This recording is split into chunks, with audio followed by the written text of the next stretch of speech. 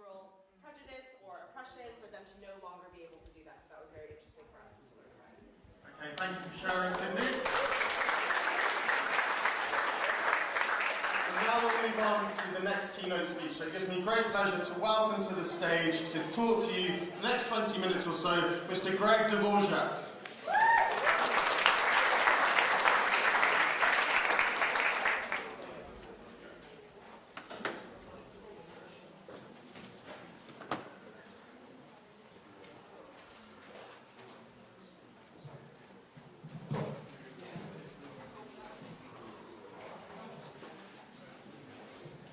So I want to begin by thanking everybody here at PDWC and all its hardworking organizers for inviting me, including my friend Skip Swanson, who invited me.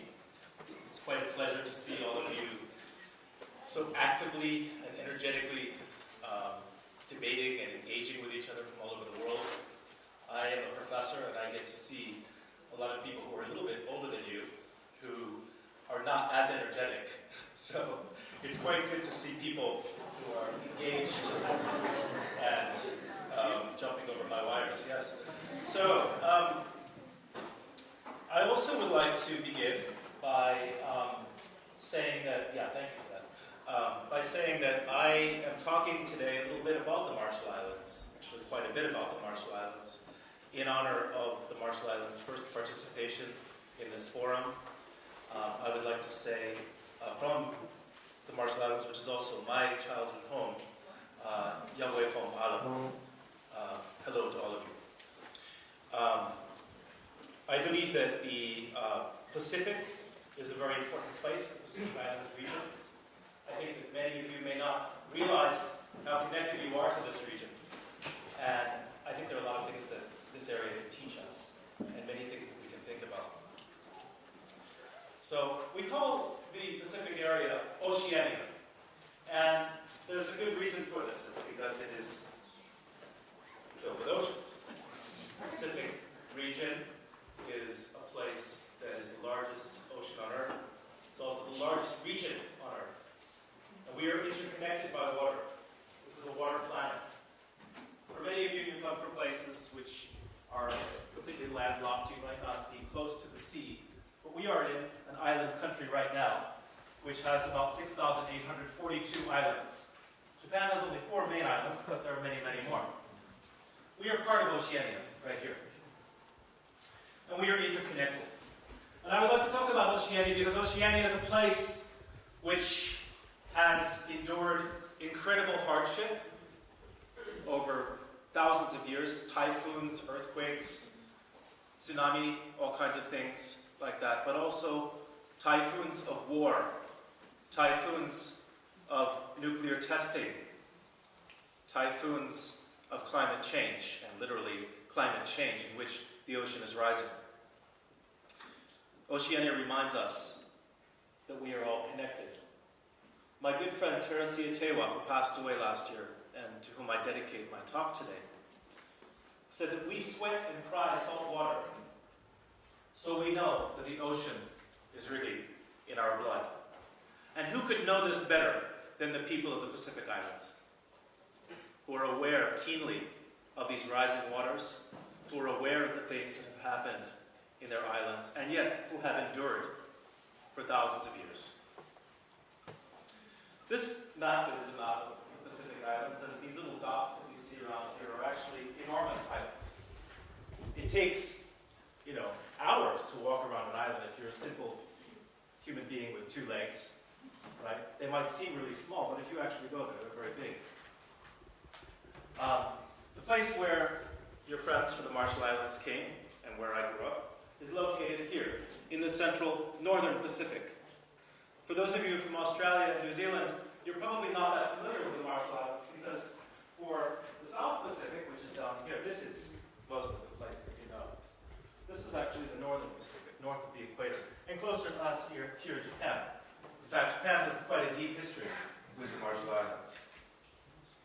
It has been an independent country since 1986, and yet this place, which is called Kwajalein Atoll, is still occupied by the United States military. It's a military base. first 10 years of my life there. So I didn't grow up there my whole life, but I'm American. And as you can see, even from outer space, you can see this enormous airstrip.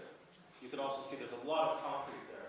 It's a beautiful place, the world's largest lagoon, largest atoll, ring of coral islands.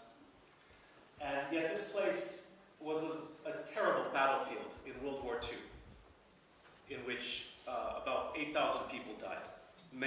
Most of them were Japanese, and some were Korean, and there were some Americans, but there were also many Marshallese people who lost their lives there as well. This is a place today where missiles are tested, nuclear missiles. Those missiles do not have any warheads on them, so they're not necessarily dangerous. But ever since 1964, this is a place where missiles have been tested, every few months actually, for all those years since 1964. It is a place where today about 2,000 Americans live, and there are about 13,000 Marshallese people who cannot live on their own land. They live on small islands, particularly one small island called Ibai, which is very close to this island, in very crowded conditions. Of course, the Marshall Islands benefits from this military base, just like other military bases that bring money to those countries, like Okinawa does for Japan, for example. And I also want to say that our friends from the Marshall Islands come from a place called Madro, which is very different from this place. That's the capital of the Marshall Islands. This is a totally different part, because the Marshall Islands has 2 million square miles of ocean. That's really huge. And the reason I'm talking about this is because I grew up there. So I always like to show this photo of myself so that you think I'm cute.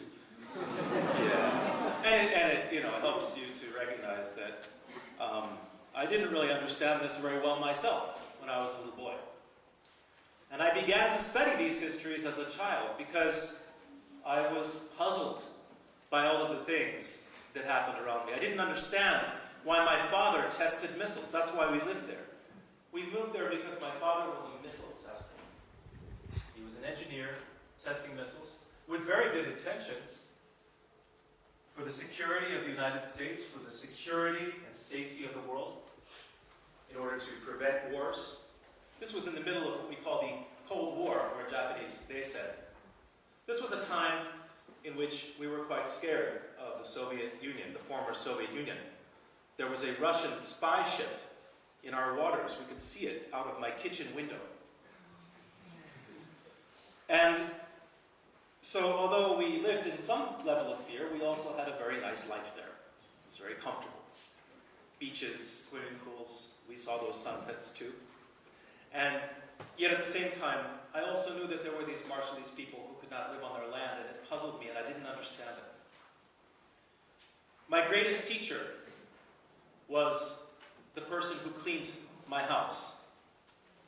She was our maid, but she also became like my Marshallese grandmother, my boo-boo. This is Nathalie Pound. She would teach me all of these stories about her childhood. And I would learn eventually that she was actually a chief. She was actually a very important person who was working to support her grandchildren, her very large family, living on the island of Ibai, coming very early in the morning to clean our house.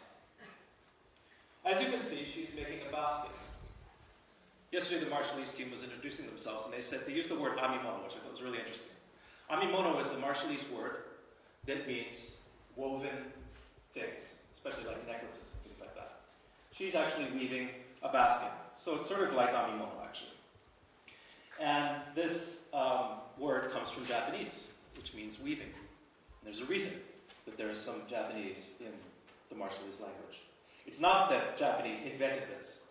Marshallese people knew these kinds of things for ages, for thousands of years. But my boo-boo, my grandmother, wove together these stories. She connected these different stories about the United States, about Japan, about nuclear war, the possibilities of what would happen with this nuclear testing. And so she taught me about how Marshallese people lived in these islands for thousands of years, 3,000 years to be exact, with proud histories, fascinating histories. And then the Westerners began to come in the late 1800s. First the Spanish, and then the Germans. And later, after the Japanese and Germans fought briefly in World War I, they became Japanese islands, a Japanese territory. They were still their own islands, but Japan thought that they were their islands. And so many Japanese settlers began to move to these islands. And today, many people in the Marshall Islands actually have some Japanese roots. We talk about security, and this is one of the big themes I want to talk about today. What does it mean? What does it mean to us? What do you think of when you think of the word security, or anzen, or safety, or even peace? Because Japan, for its own reasons and for many problematic reasons, bombed Pearl Harbor, Darwin, Singapore, Guam, many other places, in 1941, the Pacific part of World War II began. Many Japanese soldiers, tens of thousands of Japanese soldiers, came to the Marshall Islands, especially to Kwajalein, the place where I grew up. They were waiting for the Americans to come. And the Americans came. And some really horrific battle ensued. Soon those islands were occupied by the United States military. Today, and even when I was a child, you can walk around places all over the Marshall Islands and all over northern Oceania, all over Micronesia, and see still many of these Japanese structures from World War II. Children who grew up in these islands know this very well. It's part of our history. It's part of what we know. We know that this war happened. And very swiftly, you can see in this photo from Madro in the Marshall Islands in 1945, militarism, or having the military there all the time, became a normal sort of thing.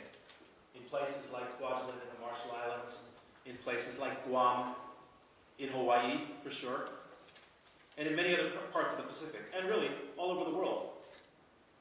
It wasn't really true that we didn't have armies all the time before the 20th century. We didn't have armies 24 hours a day. This became something that we sort of invented as human beings. But we didn't stop there.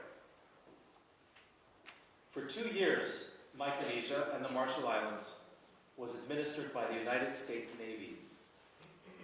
In June 1946, less than 1 year after the atomic bombings of Hiroshima and Nagasaki here in Japan, which I think you all know about, the United States began testing atomic weapons in the Marshall Islands. You see, the United States was not satisfied with what it had done in Hiroshima and Nagasaki. It wanted to show how powerful these weapons were, and it wanted to test them more. And so the United States chose a place that it decided was very remote, a place where there were not many people. Of course, there were many people living there, and they were Marshallese people. The United States began testing its weapons in 1946 in a place called Bikini Atoll. Bikini means filled with palm trees, with coconut trees. It is a place of abundance. It is not the name of a swimsuit. You think of it as the name of a swimsuit, perhaps, because of a man named Louis Royal, who was a French guy. Okay? He was a designer, he was actually an industrial engineer. And he liked the sound of bikini. Why? Because it was explosive. Because he had heard about these American nuclear tests. And he thought that that was a sexy idea. He thought it would be interesting if he created a swimsuit for women to wear that would be explosive. And that is why he named it the bikini. And that is why so many of us have forgotten or never even learned what bikini really means or where it is. But it is a place. It is an important homeland to thousands and thousands of people. In 1948, the United States continued its tests in a different place far away from Bikini called Inuitak. And it relocated those people to Utalang Atoll, where they also suffered. This testing program inspired other countries. So it was not just the United States. Other countries began doing the same thing. The USSR, the Soviet Union, began to test its weapons all over the Soviet Union, the former Soviet Union, in Siberia, places like that. Big secret tests. China, France, Britain. But France also tested many weapons in the Pacific. In fact, France tested about 200 nuclear weapons in a place called Morodoa and Fangatafa, close to Tahiti in French Polynesia. But between 1946 and 1958, the United States conducted 67 nuclear tests in the Marshall Islands. 67 is a lot of nuclear tests when you consider that all of those tests were atmospheric tests. That means that they were exploded into the environment. They were not underground, they were not underwater. They were just dropped from planes or exploded from the ground. And the size of those weapons, not to say that Hiroshima or Nagasaki does not matter, but the size of those weapons was so much larger. The worst of those tests, and the most famous or infamous, was on the 1st of March 1954, and it was called Bravo, which is a horrible name for a violent and devastating test. Pretty ironic. This was at Bikini Atoll, and it was equal to 1,000 times the bomb that was dropped at Hiroshima. Just in one day, in just a few minutes, 1,000 times. 17 other tests were of that kind of size. And altogether, if you put all those 67 tests together, that would be equal to about 7,000 Hiroshimas. And that's basically one kind of Hiroshima per day for almost 10 years. Imagine that. That is what the Marshall Islands experienced. And yet, people survive and thrive and celebrate life today. That's pretty amazing. I learned about this because I used to look at this thing every day. This was on our baseball field on Kwajalein. It was like a monument. It was an unused missile. It was just sitting there. I used to go up to this thing when I was a little boy and I would hug it, touch it, because it was just part of our landscape. It was part of my childhood home. It was so ordinary, this kind of violence. And yet this, if this actually had a nuclear weapon on it, could kill millions of people. Today, we hear about the President of the United States and the leader of North Korea talking about exchanging these kinds of missiles, competing with each other. And they say things like, oh, maybe we will shoot one of these missiles into the Pacific. But this has been happening for a long time. I've seen it. This is what the end of the world looks like. Because, like I said, every 2 months we would see something like this in the sky when they would test the missiles. Now, they did not put nuclear weapons on these, thankfully. So we got to stay alive. We would eat popcorn, and we would drink lemonade, and we would sit outside and watch these just like fireworks, like Hanabi. It was like a summer festival. And yet this is what the end of the world looks like.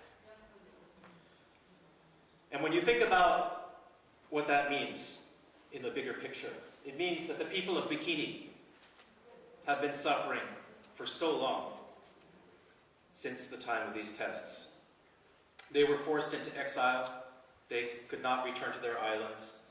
They tried to return and they discovered that their islands were poisoned, that they could not live there.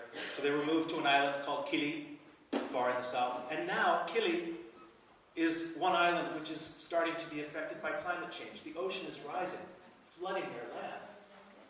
It's going to be impossible to live there very soon. It seems like there's no end of this moving and relocation. The people of Eniwetok have a very similar story, except they moved back to their land because the United States moved all of the nuclear waste into this big dome, which I'll show you in a moment.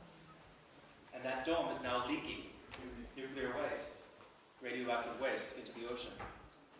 The people of another atoll called Rongelat experienced the Bravo shot when it happened, when nuclear fallout fell from the sky and affected their bodies, causing cancer, causing all kinds of birth defects, causing all kinds of problems. And some Japanese experienced this too. This is the number 5 Lucky Dragon, the Daigo Fukuryumaru tuna fishing boat, which on that same day, on March 1st, 1954, was exposed to the Bravo explosion. All the people on board got very sick. But when they brought their tuna back to Japan, that was the first time that the Japanese people realized that America was still using nuclear weapons. They didn't realize that before that, because the United States had still been occupying this country after the war. So they didn't have that access to that media.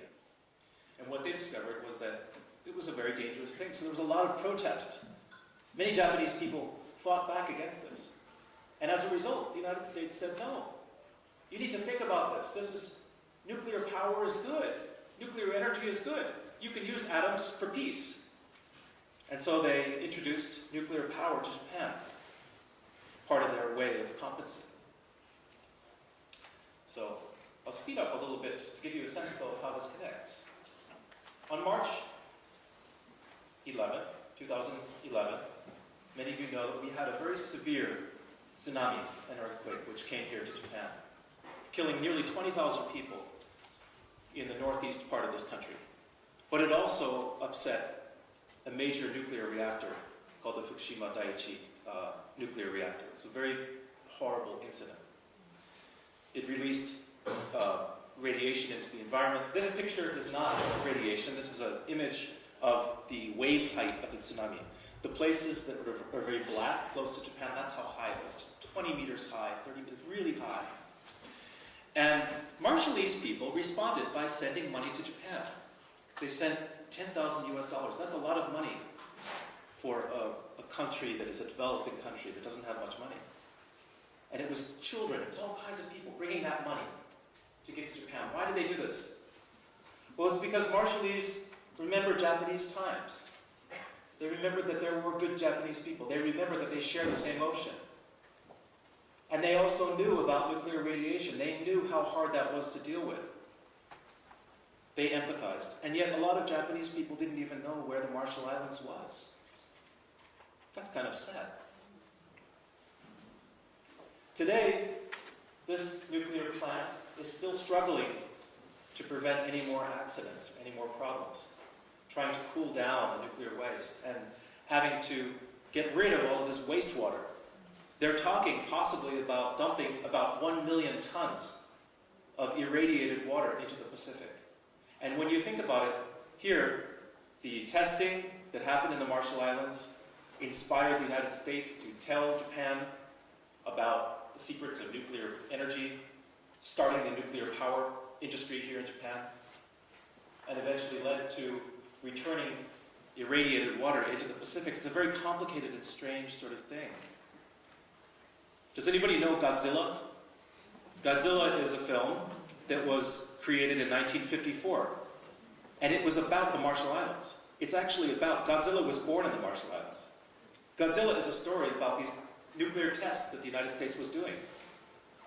And if you look at the latest version of Godzilla, called Shin Godzilla or New Godzilla, it's all about Fukushima, really. It's all about Godzilla is eating nuclear waste.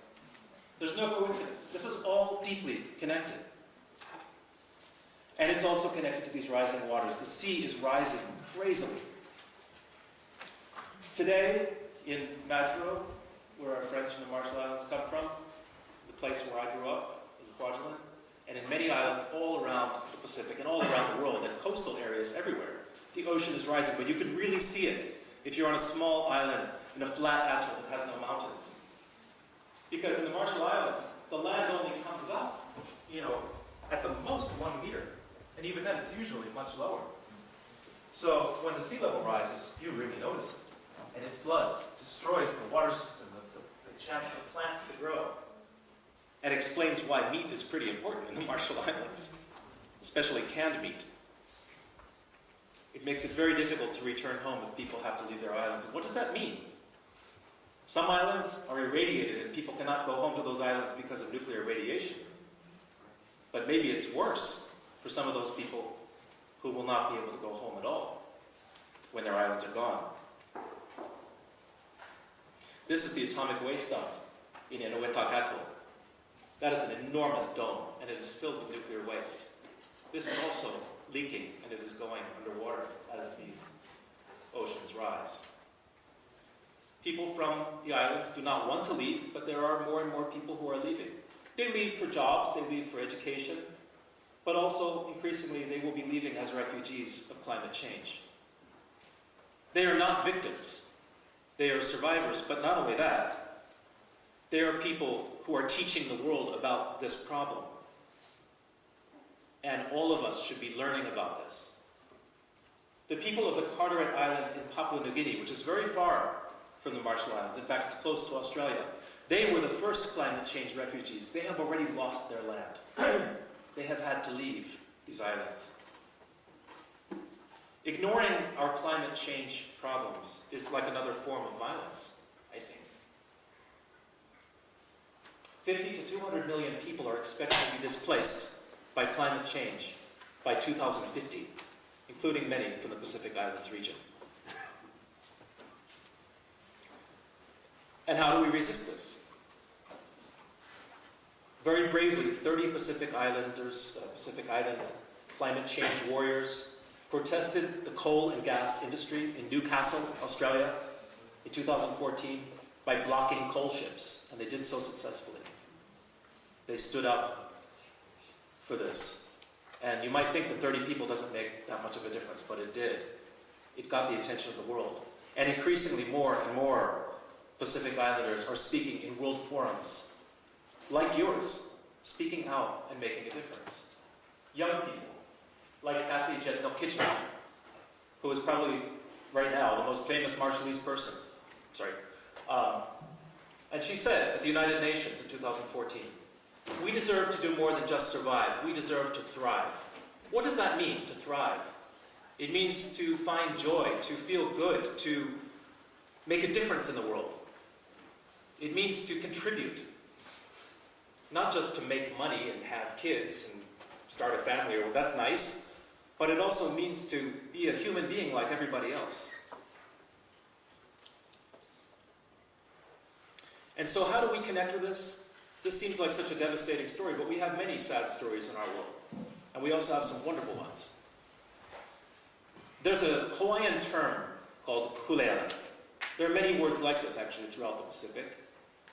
And this word means responsibility, but that's not the best translation. Just to give you a sense of what this means, it's a special kind of responsibility that is unique to you. It's the thing that you do. It's the thing that you were born to do. It's the gift that you bring into the world. I think in the last couple of days here in this program, you've begun to think about how conflict is something that begins inside of us, that it is something that comes from within. All of this violence, all of these different things, they start inside the minds of people. And so solutions also begin in the minds of people. And you have your own unique way of contributing. That's what kuleana is. And in Hawaii and in other parts of the Pacific, if you don't fulfill this thing, if you don't do it, that's ethically wrong. You're supposed to fulfill this responsibility. You might not know what your kuleana is yet, ever, but at least looking for what that is a really important thing. And so I've tried to connect and weave together all these different things from Oceania, these different stories of hardship, but also overcoming hardship by resisting, but resisting creatively, and finding this kind of path to do so. So I leave you with that, and I want to thank you, and I wish you all the best.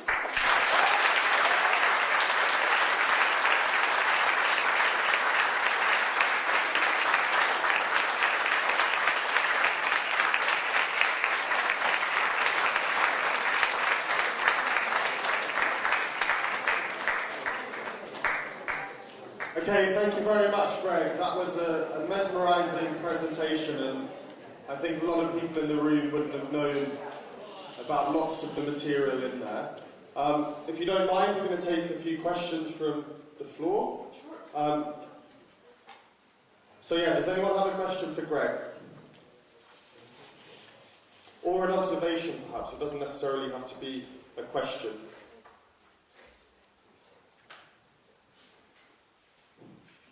Okay. Come on, young people. Is your Gugu still alive, and do you visit the Marshall Islands very often? I do visit the Marshall Islands very often. My boo-boo was quite old. She passed away a couple of years ago. But she had, it was amazing. I mean, there was a huge celebration of her life after she passed away. She was one of the most connected people I know in the Marshall Islands. She didn't just come from one place. It reminds me to say, actually, that I think if you ask anyone from the Marshall Islands, that if you ask them where they're from, they'll list probably 5 or 10 different atolls from all over the Marshall Islands, all different islands. And she was one person who she was connected all over those 2 million square miles of ocean. And so people really missed her when she left. But yeah, but I got to reconnect with her as an adult many times. Thanks.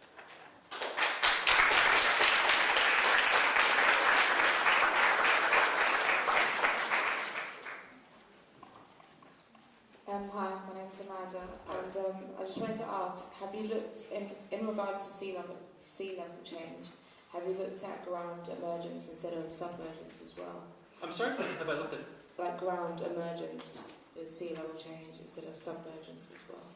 Ground emergence, oh, like the rising of the ground as well.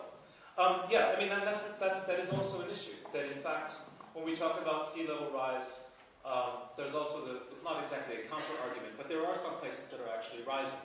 There are some places in the Pacific, for example, where some islands actually seem to be coming up a little bit higher.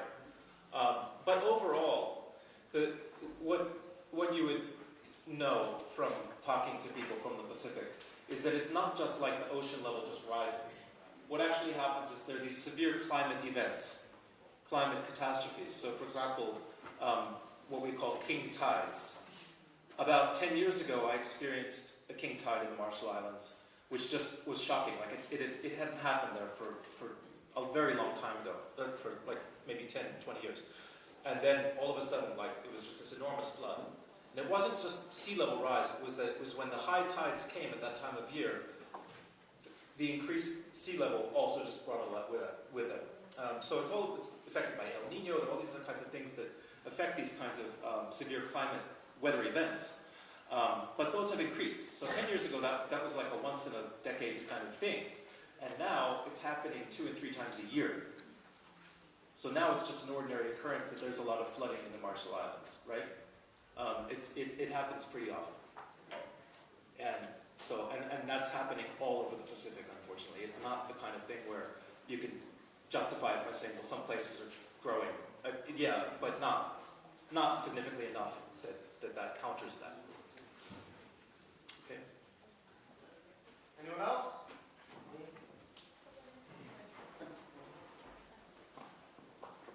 Hi, thank you very much for your speech. I'd like to know what ways you think are best for raising the profile of these islands and giving them some exposure on the world stage. I think the more people are aware of the islands and the people that live there, the more people will start to realise the real impact that environmental change is having. Well, that's a great question. I think that what all people can do is be allies. You know, this is true of any minority group. Being an ally, which means educating yourself as much as you can about these issues and joining with local groups, not trying to save them, but working together with them as collaborators, as equals, which is something you're doing right now. You see, so the kind of thing that you're doing right now is actually a perfect model for the sort of engagement that I think needs to happen, at least in my opinion. But I think that's what a lot of these climate change activists would also say. You can help to talk about these issues even if you're not from those places, by learning about it and by gaining a sense of solidarity with those people.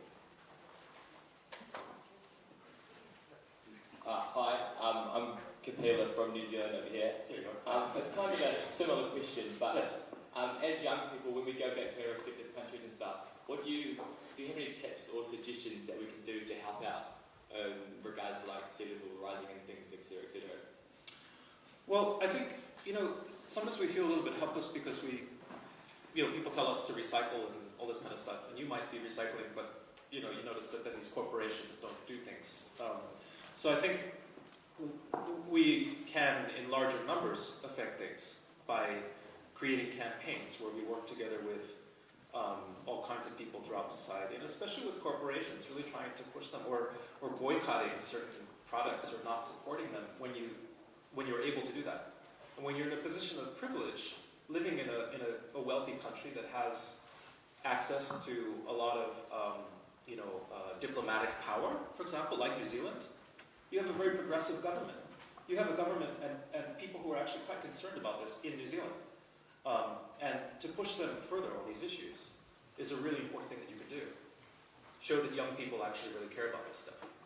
Because you know what, I think older people tend to think that young people don't care, which is completely not true. So you gotta stop, don't let them believe that you're like the Instagram people. You're like Instagram generation and the Twitter people and whatever. You're not just social media people. You guys actually are making a difference, and you should be. So prove that. So, hello, my name is Sagar. So I was minding to ask, as a student, what role can we play right now to solve these issues? Would you mind suggesting some? As a student right now, well, I guess I've sort of said some things related to that, but I guess in your schools, when you think about each of your countries and the different places where you are, these things affect everybody in the whole world.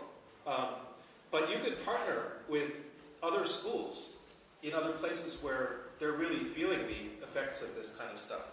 People who have experienced nuclear testing, for example, as well as climate change, are also all over South Asia, all through, India, Pakistan. There's all of this kind of stuff that is connected, actually, to these other places. But climate change is also affecting, floods, droughts, all those kinds of things. This is not just limited to the Pacific. But when you can partner, this is the thing, when you can partner across these places that are kind of on the margins, when you can make partnerships between, say, Nepal and the Marshall Islands, that's a really cool thing. And that hasn't been happening very much, you see. So that's what you can do with students, I think. Yes. What do you think about the American military bringing nuclear bombs, nuclear weapons to Japan, and the contradiction between the Japanese constitution and how the Japanese government and Japanese people should react? That's an excellent question, which is very relevant to right now, isn't it, about Japan.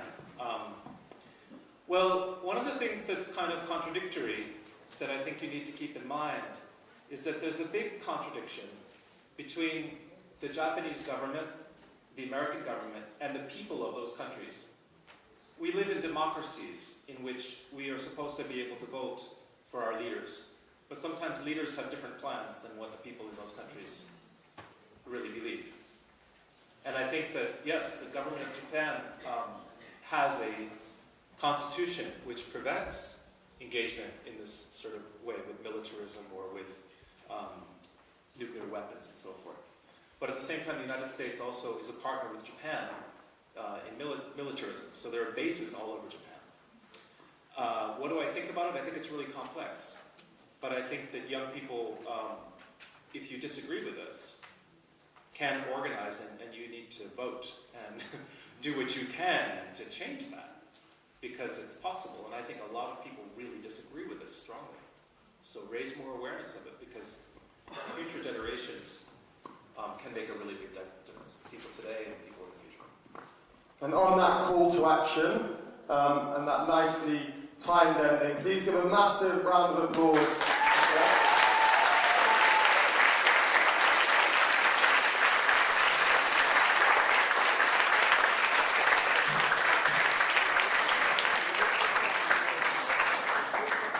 That was comfortably the loudest, most rapturous applause we've had all session, so thank you again to Greg.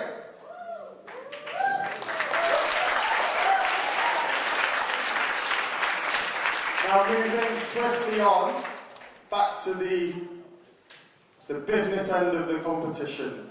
You guys, all of you, all 24 teams, have been a real credit to yourselves, to your schools and to your countries. You've all competed in 4 rounds of debating, plus a mixed debate at the beginning, in exactly the spirit that we promised we would at the beginning. So there are no real losers here today, but there are going to be some winners. They can exist at the same time. Yeah, we're all winners. But there will be a champion. And to find that, first we have to go through the semi-finals. So I'm going to hand over to Sean to announce the 4 teams that are progressing to the semi-finals. Then Cindy, I think you have some cards to draw. We'll find out who's in the semi-finals. One will take place in here. One will take place in the auditorium next door. Those that are not competing, we have a couple of activities for you, so please don't go anywhere. But without further ado, I'll hand over to Sean to do the draw for the semi-finals. Hello. Okay, guys. I want to just echo what Ben said. Well done. You have done a fantastic job. I've had the pleasure of listening in on a couple of debates, and I've been so impressed by the way you've grappled with what I would think are very, very difficult subjects. So you've done a really good job, and you really do deserve a round of applause. So give yourselves a round of applause.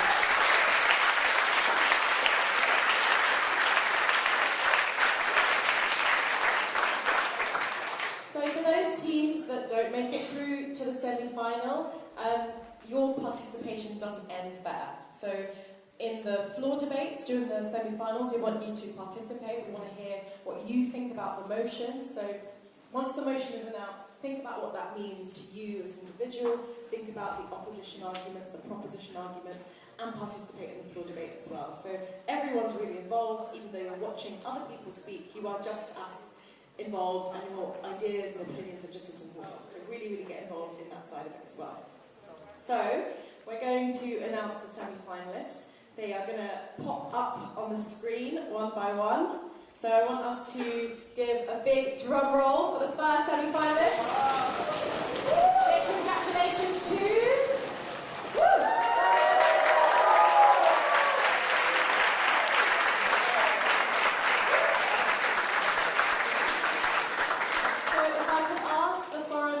Specialised School Hanoi to come to the front. So if you see your school pop up, come to the front of the stage where Ben is, because you'll pick your positions for the next debate. Let's give them another round of applause as they are.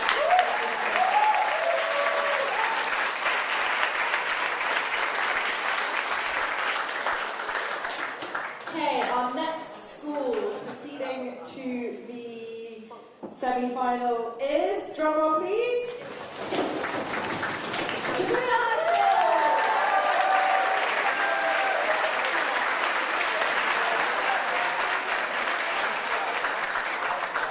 Well done. And our next school progressing to the semi-finals are, drum roll please.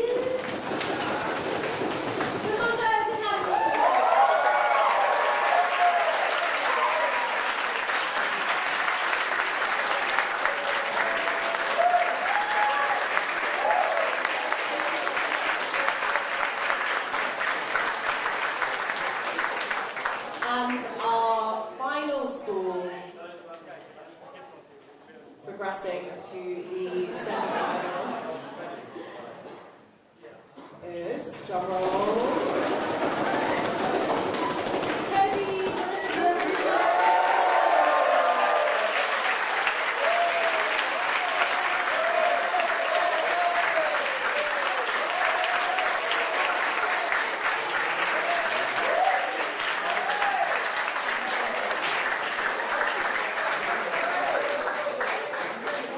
I don't think I've ever seen a more shocked face in my life. But it's amazing, we have 2 Japanese schools and 2 international schools. So that, I think, is real evidence of the spirit of PDWC and the way that the competition has run. So give these guys a massive...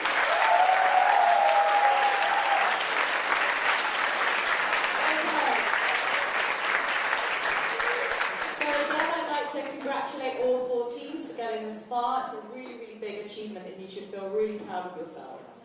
So the way this is going to work is we are going to have 2 semi-finals. Semi-final 1 will be where you are now, and semi-final 2 will be in the other half of the room. So that will be set up like an auditorium, mirroring this. So we'll split up the students and divide you into both semi-finals so that there's a good audience for each semi-final. What we're going to do now is we're going to draw